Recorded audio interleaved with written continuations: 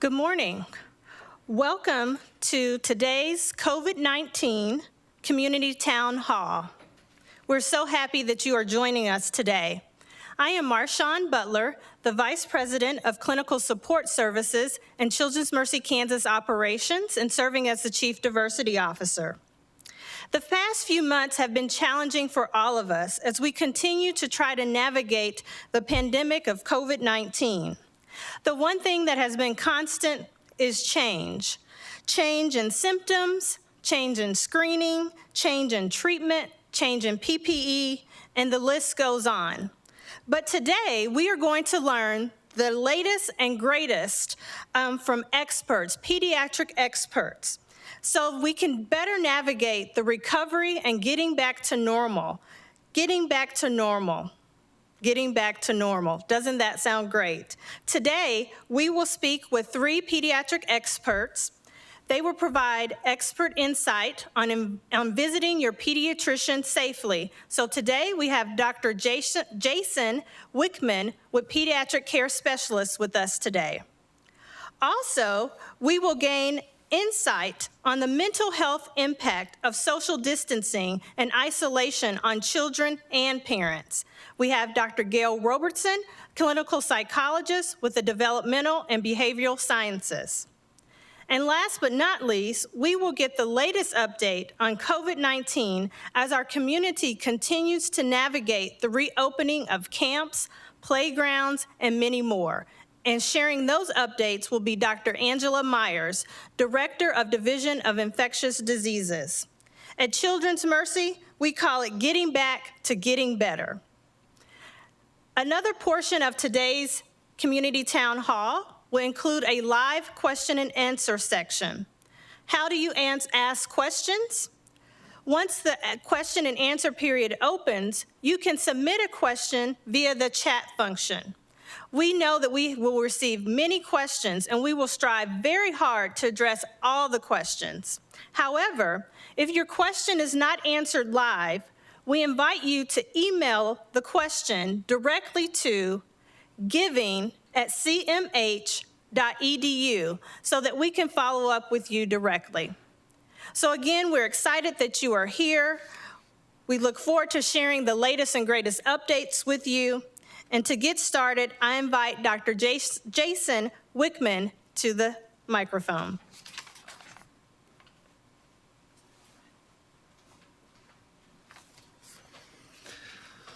Well, first off, I want to say thanks to Children's Mercy for having me today. And today we're going to talk about visiting your pediatrician. And so our number one goal of, I think, pediatrics in general is to keep you and your family healthy.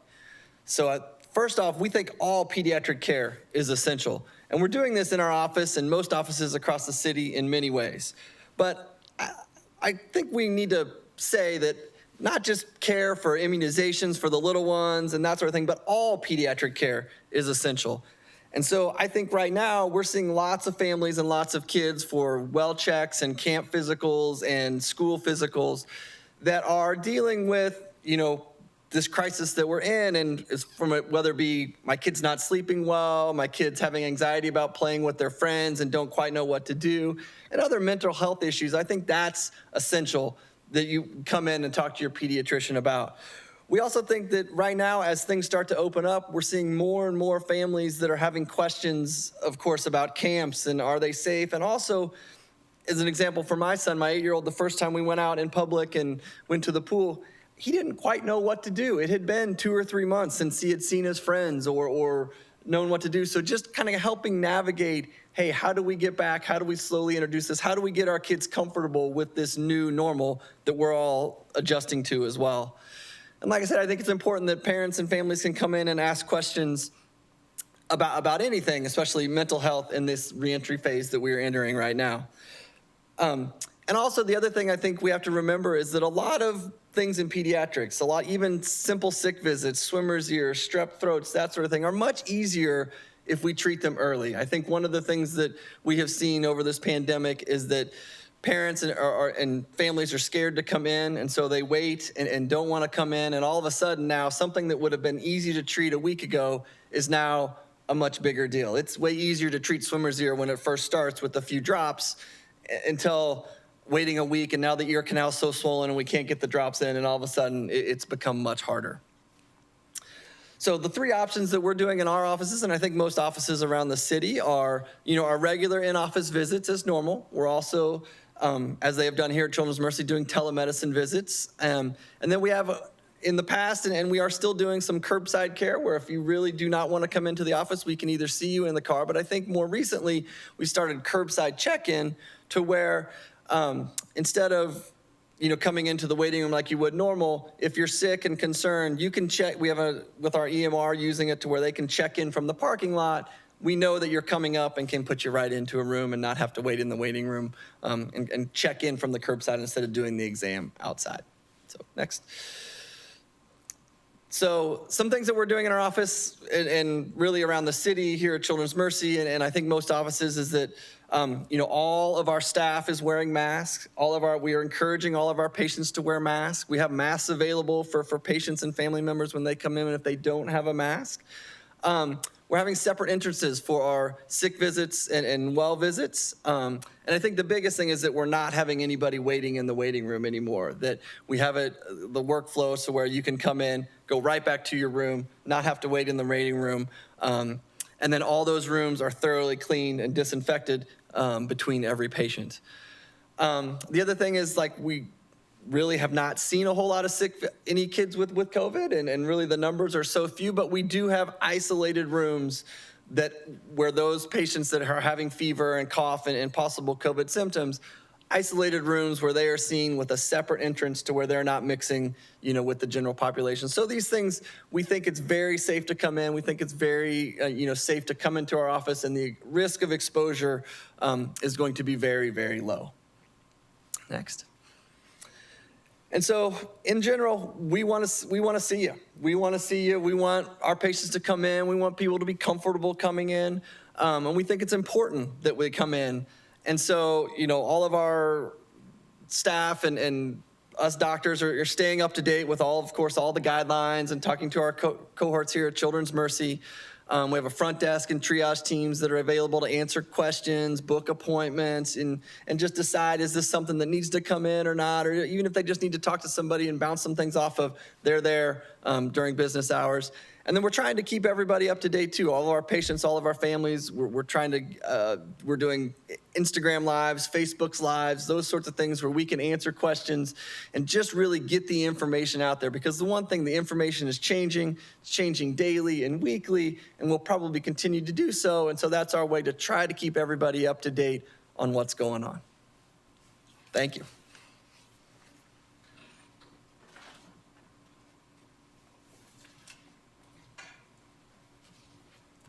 Hi, everyone. As Dr. Butler announced, I am Dr. Robertson, and I'm from the developmental and behavioral health area. It's kind of an interesting dilemma to get up in front of you all and say, we're 4 months in. We're starting this 4-month process, and we don't really know everything about what this is going to look like. And so a lot of what has really come to light in the last few weeks is how many emotions come to the surface over time. There aren't really good details on how isolation and social distancing in COVID is going to impact us. We don't know, but what we do know is that kids and adults are showing those responses now. One of the areas that is really difficult is social connection, and the last few weeks have really been kind of pertinent to that. We've seen people reaching out and saying, how do I stand in solidarity with my friends? How do I connect with my colleagues? And in particular, around racial justice, how do we connect with the people around us when we can't go to protests or interact with everybody on a day-to-day basis? How do we maintain those relationships in a healthy way? Humans aren't well versed in social isolation. Extended social distancing is going to be difficult.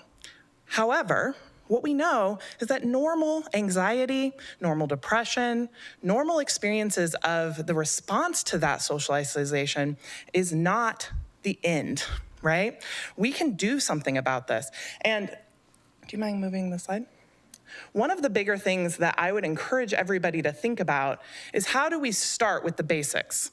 So At the very beginning of COVID-19, our division came up with this awesome toolkit, and we decided to redesign what it meant to have COVID. We wanted to look at cooperation. What does it mean to interact with individuals around you? And what does it actually mean to work with your state, local officials, and your hospitals like Children's Mercy to develop what is safe practices? We talked about operating, so finding ways for your family to interact with the world. At the beginning of COVID, it was very different. We needed a lot of socialization. We needed schools to close. We needed families to really be staying at home. But now in our 4th month, we're looking at different ways to cooperate and different ways to operate. We really need to be connecting with individuals in different ways. This might mean that now in this 4th month, you might be reaching out to maybe another family to connect with them. Maybe they've been social isolating as well, and you really need them as part of your COVID family. You need them because your mental health is going to be impacted if you don't. Finally, we've got this idea of vocalizing, bringing ideas to the table and having determination. And one of the big pieces moving forward is going to be, what does it look like to help your children and the adults around you move through this process? And so the big piece that I would like everybody to kind of think about is that all of the same kind of recommendations from the beginning, checking in with your kids, having open dialogue, engaging in communication and conversation, are still true today. The conversation has just changed slightly. When we think about what does it mean to check in with your own thoughts and feelings, what I'm talking about is, in this 4th month, how are you truly doing?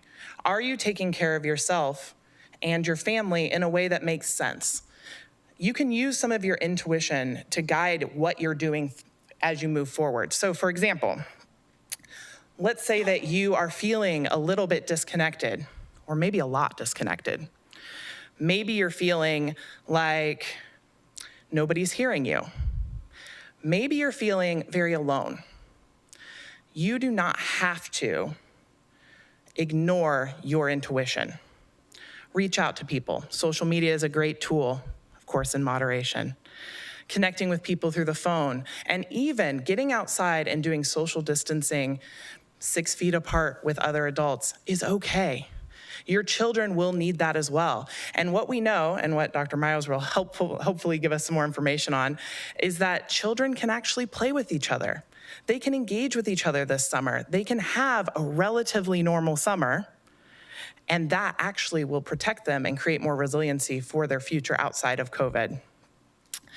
We want you to ask them what they've heard. The dialogue has changed recently. Kids and adults are paying attention more to not just COVID, but also the whole nation's unrest. That is an incredibly stressful and anxious time in our nation.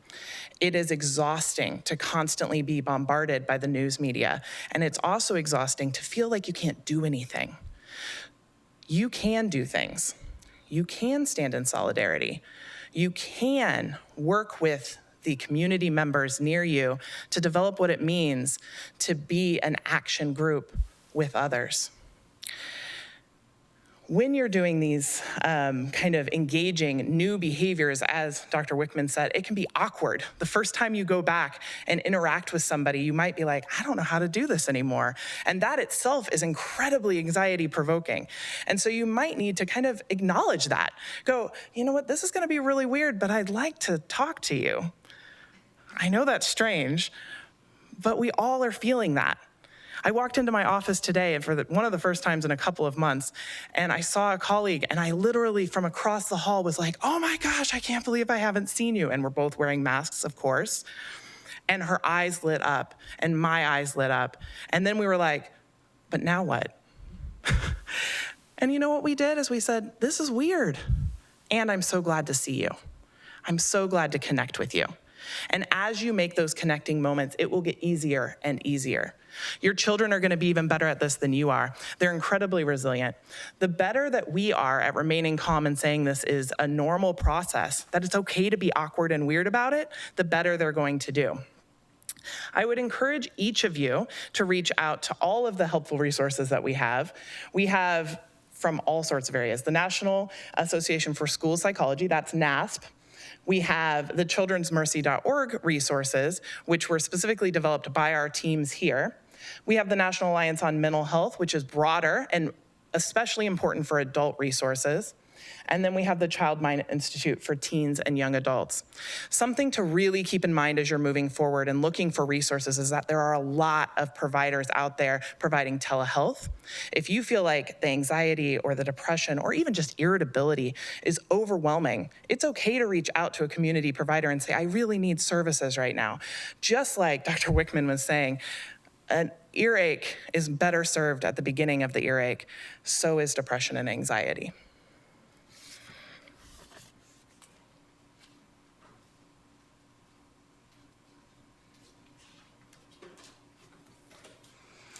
Good morning. It's a pleasure to be here this morning to talk with you all about the latest updates on COVID-19 as our community continues its reopening. So I just want to talk for a minute about COVID-19 cases and severity in kids. What we've known from data from around the world, including our country, and locally here in Kansas City, is that we've had a low number of cases in children.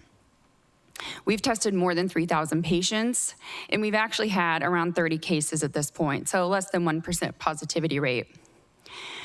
We also, over the last month and a half or so, have really learned a lot more about this new inflammatory syndrome that appears to be happening after COVID infection.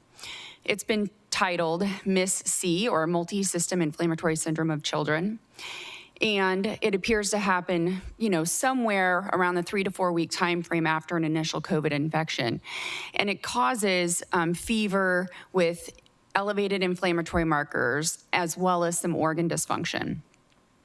We've had 4 cases at Children's Mercy, with 1 currently inpatient, but I will tell you that these kids largely overall across our country and certainly within our community recover very quickly and are sent home and are well. There have been some, initially some high profile media news about this because it was a new thing and because there were tons of cases in New York, related to the fact that they just had so much overwhelming disease burden there.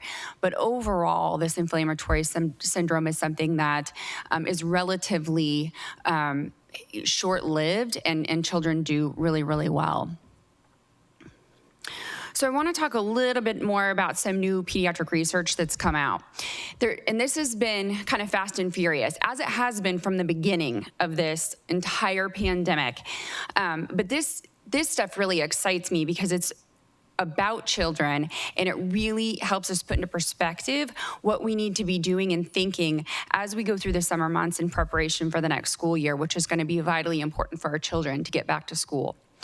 So a number of papers have come out from around the world, really looking at the transmissibility rate in children.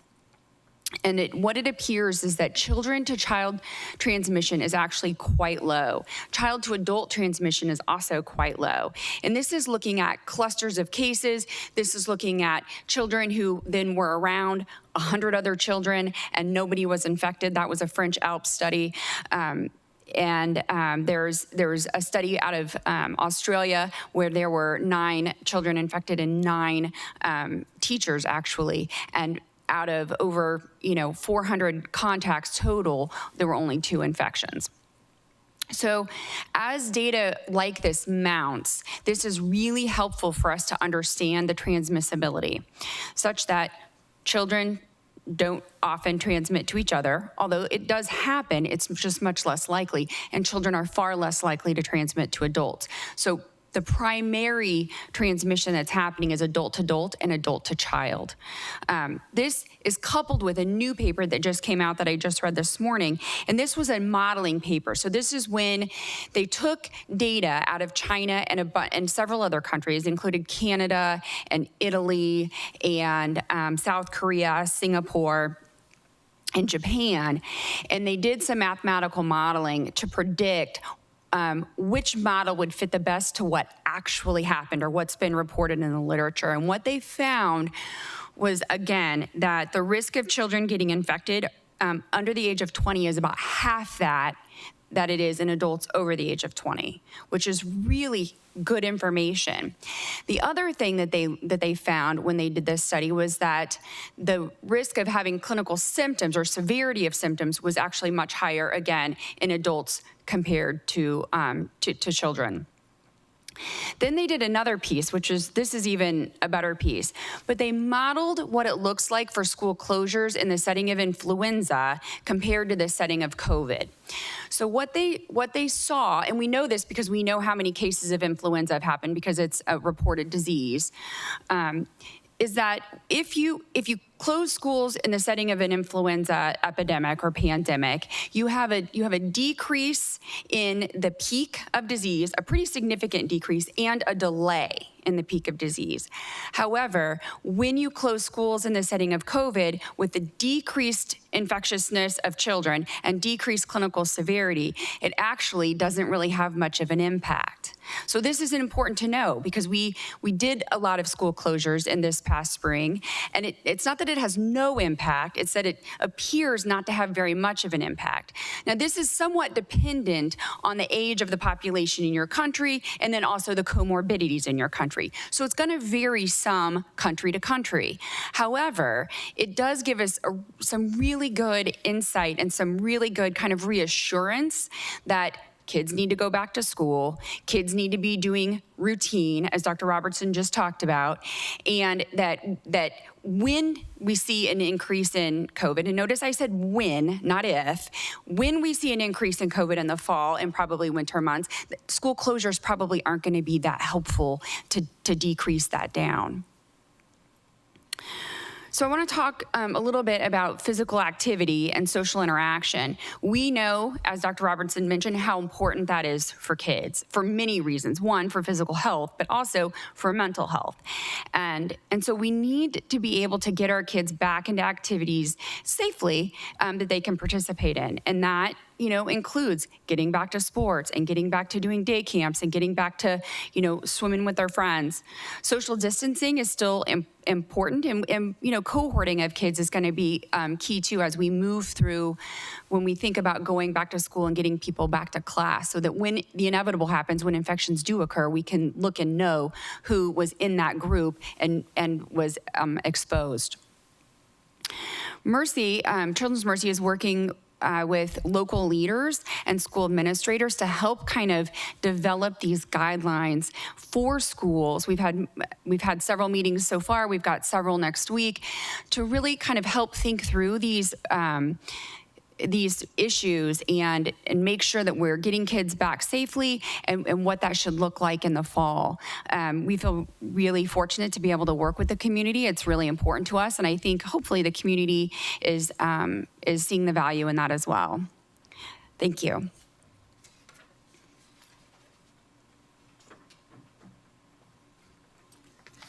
Perfect. Thank you so much for sharing the latest updates. We really appreciate the most current insights on COVID and how it relates to our children. Now we will go into the live question and answer portion of today's town hall. And just remember, you can submit a question via the chat function, and we will try our best again to answer all of the questions. If those don't get answered today live, you can email us directly at giving@cmh.edu.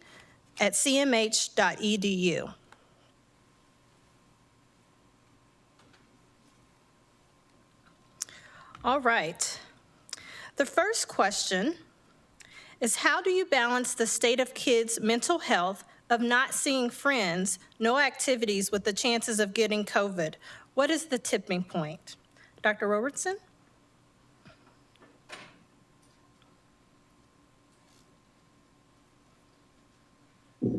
That balancing act is quite difficult sometimes. What we have to decide is, when is it safe from an infectious disease standpoint to interact and at what level? And when is it appropriate to have a level of risk involved to maintain good mental health? With a teenager, for example, their social isolation might actually be more intense than a younger child who's used to being at home with only a couple of parents. And so there is a balancing act that's constantly happening. And the more we have data that indicates children are okay to interact with other children, the less risk there is, and the more we want to kind of boost up that mental health and interaction with each other. Thank you. All right, I think the next question is for Dr. Wickman. Is a child wellness exam really worth the risk?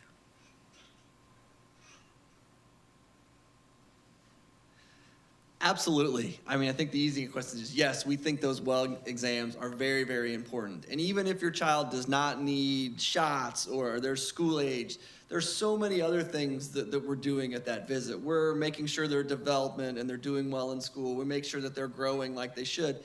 And also, we're looking at their mental health. We're looking at how they're dealing with this, how the family is dealing with this. And I think the other piece is that, you know, it's for the kid, but it's also for the family too. This gives a chance for us to connect with the family, to answer questions you might have about camps or sports or other things, and really assess the whole, you know, child, the whole family. And so we think they're very important, and we strongly encourage everybody to come in for their well checks in a timely manner. All right, great, thank you. All right, this next question is for Dr. Meyers. With the upcoming phase 3 vaccine trial beginning in July, none of the participants are under the age of 18. What does this mean for a vaccine for children? Yeah, that's a great question.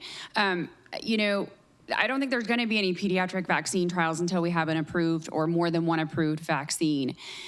It appears that based on the data that's come out, that adults are far more likely to get infected and to have higher severity of infection when they do become infected than children are. So perhaps this may be a different model of vaccinating adults is more important than vaccinating children, which is very different than we look at for many other vaccines that we use. So that's about as best as I can tell you, but that the adult vaccines are going to come out first, and frankly, they may be more important. Actually, I think you can stay up there for a second. The next question is, what are your thoughts on carpooling with multiple kids in the car to children's camps and events? Yeah, that's a great question. So my assumption is that you're talking about carpooling with your neighbors or close friends that the kids have already been hanging out with. And if that's the case, then do it. I mean, your kids are going to probably be together at the camp or the daycare or wherever they're going together. You know, obviously hand hygiene is important. Kids need to not be sharing food, not be sharing drinks, not be sharing toys in the car. But, you know, if this is how you're going to be able to get your kids from point A to point B because, you know, you work or the other, you know, parents work and you guys are ride sharing, then you need to do what you need to do. The next question, with college athletes returning to campus, many are using a 48-hour quarantine upon arrival. Is a 48-hour quarantine generally a good guideline for protecting our kids rather than the 14-day quarantine we had originally been advised earlier in the year? Yeah, that's a great question. So my assumption is that if they're using a 48-hour quarantine, then they're looking at, they're asking questions of those people from, you know, the 2 weeks prior to that. So have they had any exposures in the last 2 weeks? Have they traveled anywhere that is a high endemic area? You know, have they had any other symptoms? Would be my guess. And if they're doing it in a very systematic and kind of evidence-based way, then it's probably okay. You know, that's not been the guidance of the health departments and the CDC, but you know, things change all the time, and if they can kind of show that there's not been exposure previously, then they're probably fine. Okay, great. All right, Dr. Wickman, we're going to ask you the next question. Are the risks the same for adolescents, middle school, and high school, or young adults? Has this been covered? I think someone joined the webinar late. The risk of? The risk, are the risk for COVID and the spread the same for adolescents, middle school and high school, or younger adults and college-age students? I mean, I think most of the data is looking at kids, under 20. And so I don't know that we exactly know, is it a little bit different for adolescents versus, the younger kids? But I think in general, overall, the risk is low for all of them. And so I don't know that we can piece out adolescents versus younger kids, but I think in general, the risk is low throughout. Okay, great, thank you. The next question, Dr. Meyers. Can you discuss flight travel with young children? Yes. So, getting in an airplane these days is a lot kind of more anxiety provoking than perhaps it used to be. Many airlines are requiring masks. Remember that for young children, masks really aren't a good idea under the age of 2 for sure. And so my advice is if you have a really young child, I wouldn't fly if the airline's requiring it. It's not a good idea for little kids to be sleeping in a mask either, or taking a nap in a mask. It's definitely a suffocation hazard. Having your own hand hygiene, little bottles, having, some wipes to wipe down kind of in an airplane. The highest touch surface that is the grossest is the armrest that is on the aisle. So the right armrest on the left side, the left armrest on the right side. And so wipe down the tray, and then obviously wash hands. So those are the things that you need to do. I think many airports are less crowded. There's about a third of people traveling that normally travel. So I think there's plenty of space to do social distancing. And even a lot of airlines are social distancing on airplanes as well. So I think you can do it relatively safely, but just think about kind of those pieces. I would also just bring your own snacks. Then you're not having to touch anything else. Great. I'm going to ask if you could stay up, just because this is also a portion that was covered in your presentation, but will you address again children and pools and park safety? Sure. So, kids, again, need to play and need to be outside, and going to the pool and cohorting with your family, right? Kids play with other kids in the pool. That's completely reasonable. But keeping your family together so that there's not a ton of adult mingling in the less than 6 feet range is really an okay thing to do. It allows kids to be outside, it allows them to play, and it allows them to interact with other kids, which is actually really important for them. Same with going to parks. The data has shown that even when people are shedding the virus and getting onto surfaces, that's not really a very effective way to transmit the virus. That by and large, the way we transmit it from person to person is through respiratory droplets, through coughs, through sneezes, things like that. And so, yes, your kids need to wash their hands when they're playing at a park, but they always needed to wash their hands after swinging on the swings or doing the monkey bars, because, they're in the environment and they're not clean. But not necessarily because we think they're gonna get COVID from swinging on the monkey bars. All right, our next question is, should an immunosuppressed child go back to school in the fall? That's a great question. So, you're really going to have to talk with your child's physician. How immune suppressed are they? What their underlying condition is, and how safe you think it is. I do think that when schools go back, I don't know this for sure because none of the guidance has come out yet, but I think that there will be cohorting, and it depends on what you feel is safe for your family and for your child based on what the school plans to do to keep your children safe. And so it's going to really, I think, be a three-way conversation with your family, your child's physician, and then also the school and what kind of measures they're putting into place. As we talk about schools, are there groups of children with health issues, asthma, et cetera, who seem to be at higher risk of COVID infection and complications? That's a great question. So we know that people with chronic comorbid conditions have a higher risk of infection and severity of infection than people who do not. There isn't a ton of data about asthma, although there's always thought to be because there is with other respiratory viruses an increased risk of having more severe disease. That hasn't, there's not a lot of data so far with COVID that has shown that, but that doesn't mean that it isn't there. It's just that not very many children are getting infected, and when they do, they have pretty low level of symptoms. So teasing out that little piece is not all that easy. But if you look at the adult population, we know for a fact that having chronic comorbid conditions such as asthma, diabetes, heart disease are significant risk factors for having severe disease. Okay, thank you. Our next question is for Dr. Robertson. What are the signs of depression in kids?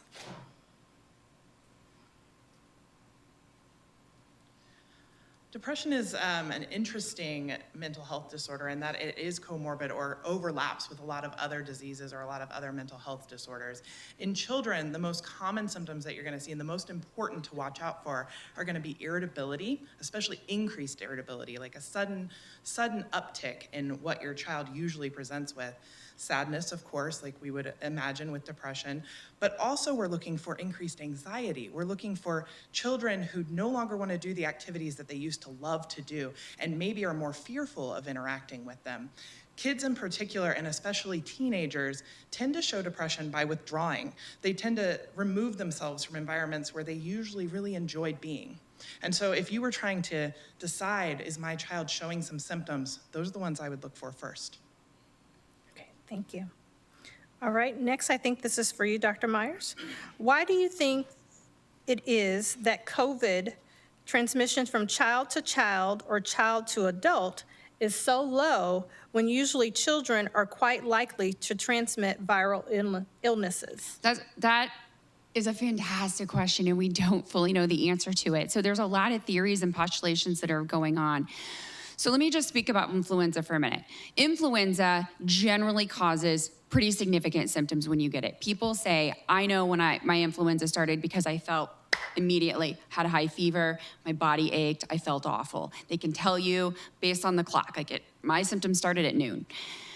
That is not the case for COVID in kids. Their symptoms are relatively mild and some are asymptomatic. So even though we know that viral shedding is the same, or the amount of virus that is in the nose is about the same for people that have COVID infection who have symptoms and COVID infection who don't have symptoms, there's a theory at this point that because they don't have many symptoms, even though they still have that same amount of virus, they're not getting it out there in the environment, so people aren't getting exposed because they're not coughing, they're not sneezing, so their respiratory droplets aren't going anywhere. We don't know that to be the case yet, and we need more data. I know that's I'm sure you're tired of hearing that we need more data. But in reality, it takes a lot of people, a big number of people to be studied in order to really understand transmission dynamics and what happens in population level groups. So more and more is coming in, but we still need more to completely fully understand what's going on there. But that's part of what the theory is that kids just aren't having the symptomatology, and therefore their respiratory droplets aren't really traveling the way they are in people who do have symptoms.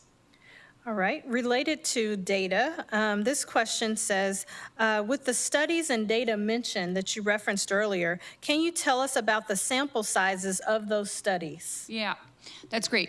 So in one of those studies, there were 40 children that were looked at, and I think this was in Belgium.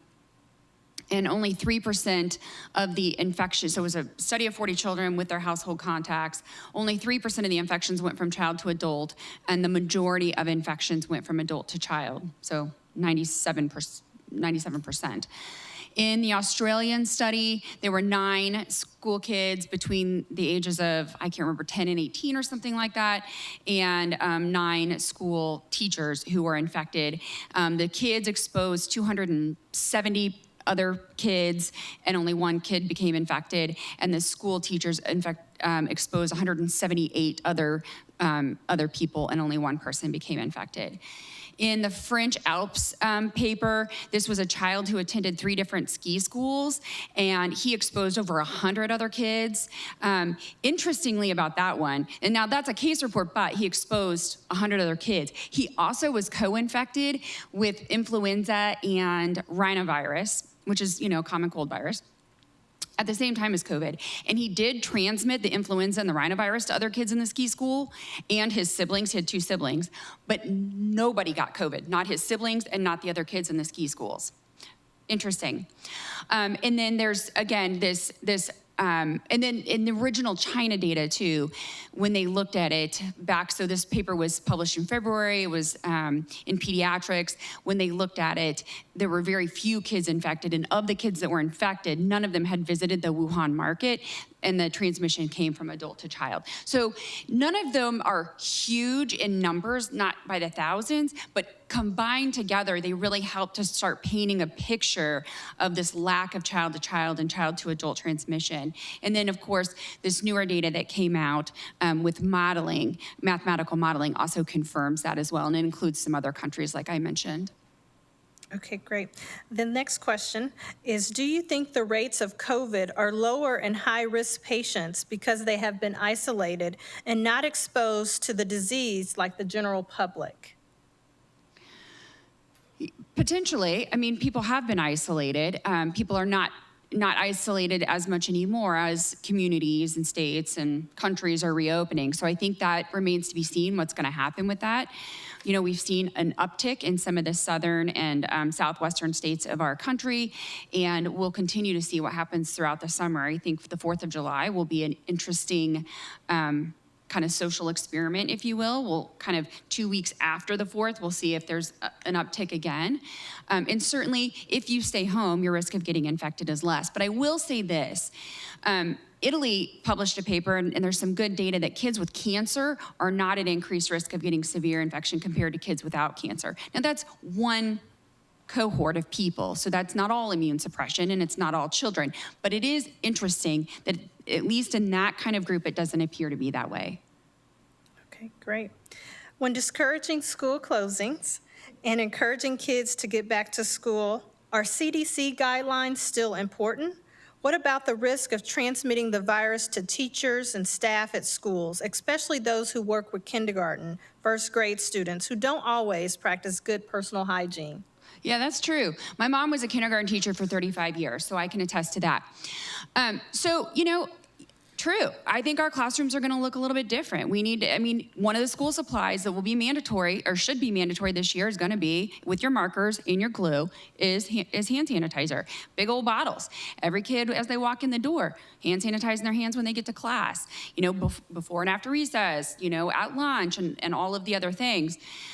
Teachers probably need to be wearing masks. I don't think that it'll be helpful to have the kids wearing masks all day at school, I will tell you that.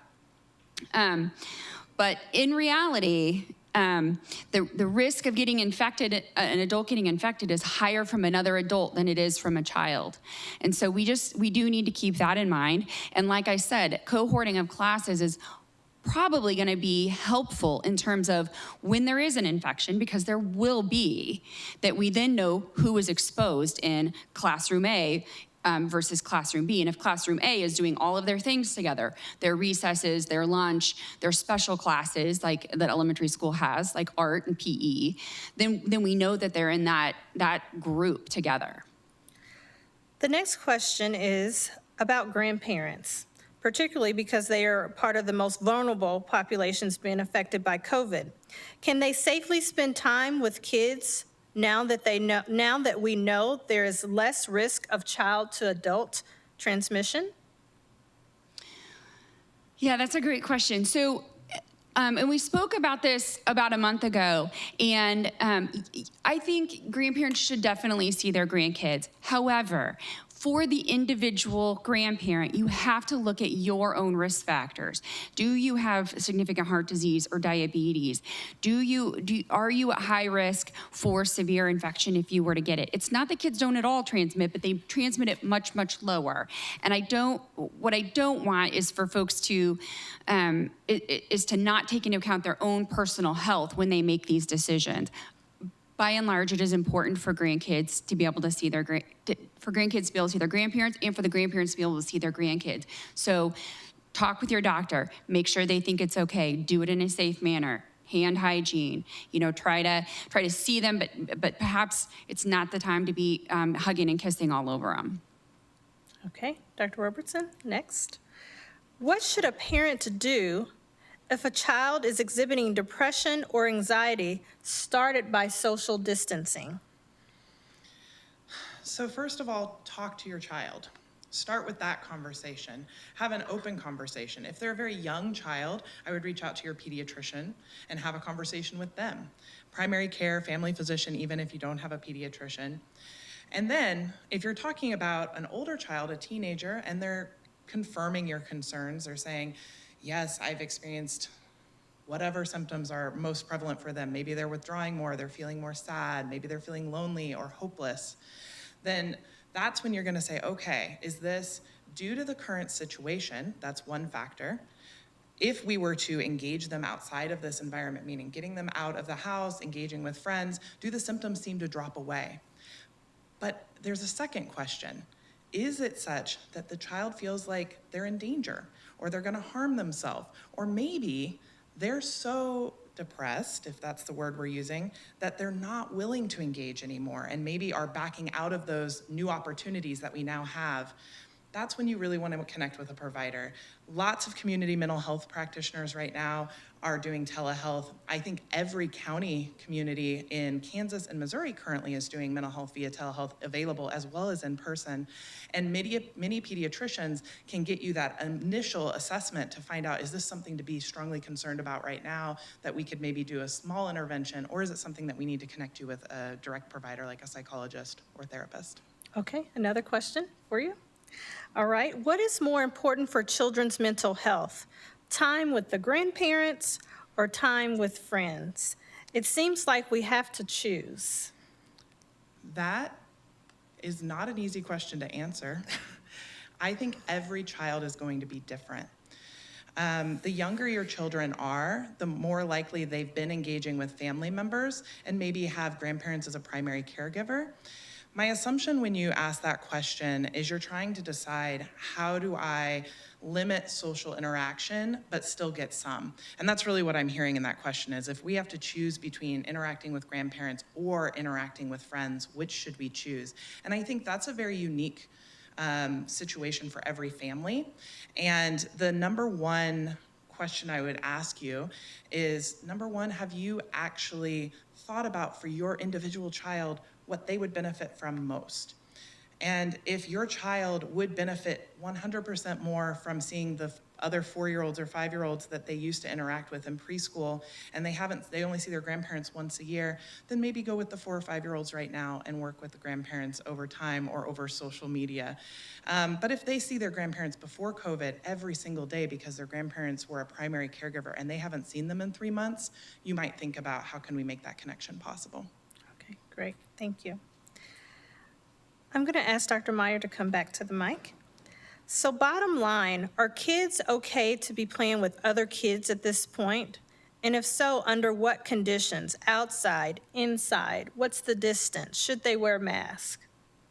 Yeah, so playing outside in the summertime is always a good idea. Riding bikes, kicking soccer balls, scooters, going to the swimming pool. Kids should not be wearing masks in a pool. In fact, kids should not be wearing masks while playing outside. It is hot, and the risk of becoming overheated is not low in that scenario.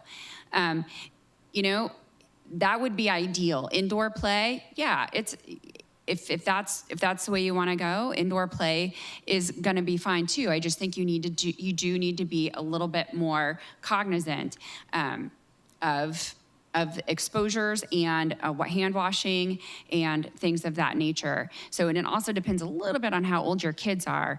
If you're putting toddlers together and they're putting something in their mouth and then somebody's picking it up and putting it in their mouth, that's probably not the best idea. So think about age of the kids, and then the activities that they would be doing.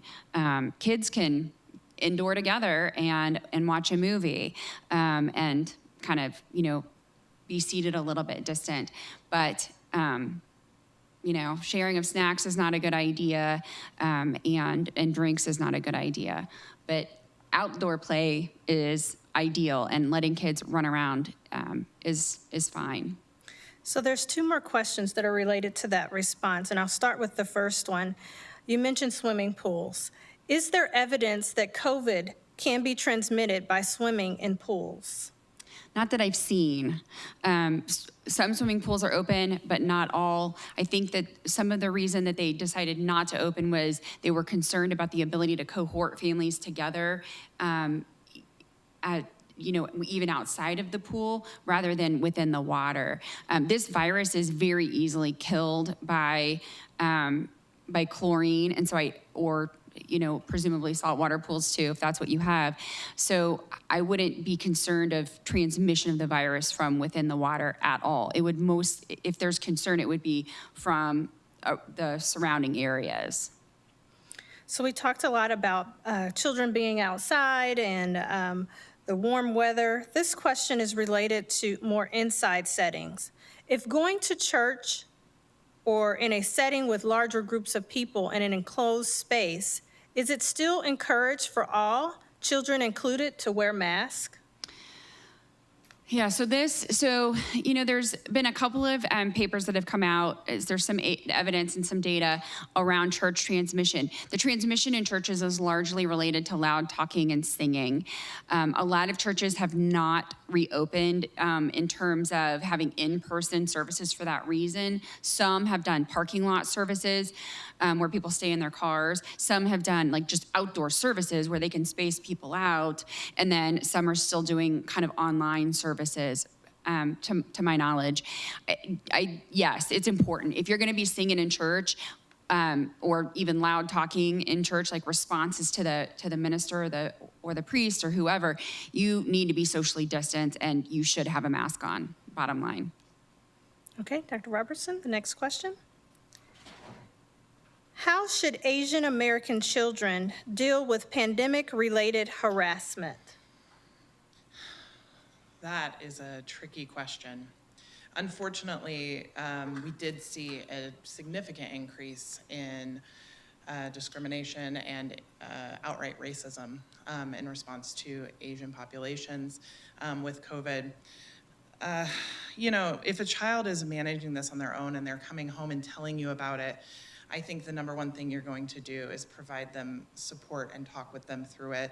And the resources around how to respond to racism, there are a lot out there, but the number one is that it's incredibly difficult for the individual who's the vulnerable person, the person being attacked, to respond on their own. And so I would encourage parents to work with their children in responding to those individuals, and in particular, if it's coming from an adult, that you seek out support, either from your community, a provider, or even from law enforcement if it's appropriate. That's a very unique question. With kids in particular, I think we need to talk to them about why it's happening and what is happening. Children are empowered by that. And teenagers, I think, are in a similar position. The way that we respond to racism is constant right now in our environment. And the way that you respond as a parent is notable, right? So if you believe them, don't dismiss what they've experienced. Don't say that, oh, it's not a big deal. Tell them it is a big deal. This was not okay. And empower them to stand up for themselves with support, never by themselves. Great, we have another question for you while you're there. My ADHD/ASD high-functioning middle school child thrived with online school. This brought to light just how stressful the physical school environment was for him. Is this a pattern you are seeing? So there isn't very good research yet. I do know there are a couple groups doing some research on that area. Anecdotally, in my own practice, I am seeing that as somewhat of a pattern, in that kids that were already struggling in school but were able, with one-on-one support from a parent or one-on-one support from the school, to succeed better, are doing better and enjoy that environment at home. They're not less anxious about going to school. They're less anxious about the work getting completed. That being said, the long-term, or the ability to maintain that one-on-one support and the ability to give them the resources that they need academically is a very unique family situation. And so if your family feels like they could maintain that, I think it's something to think about. But there's also lots of ways to communicate that with your school. When you go back in the fall or spring, depending on what schools do, you can actually say, this is something I noticed. My child, when they were home, had less anxiety, and I suspect it was due to less pressure, and they tended to do well academically, and talk to them about things like an individualized education plan or a way to accommodate some of the stress that they were experiencing in school previous to COVID. Great, thank you. The next question is related to testing. So right now, for kids that have fever and URI symptoms that are not needing hospital care, we are not testing and using symptom-based strategy for discontinuing isolation. 3 days without fever with improving respiratory symptoms, and at least 10 days have passed since onset of symptoms. This is easier now because parents are already working from home. As people start sending their kids to daycare, school, etc., there is going to be an increase in respiratory illnesses, and this approach may be less practical.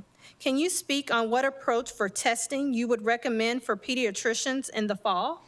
Yeah, that's a wonderful question. In a perfect world, we would have enough rapid COVID tests for everybody.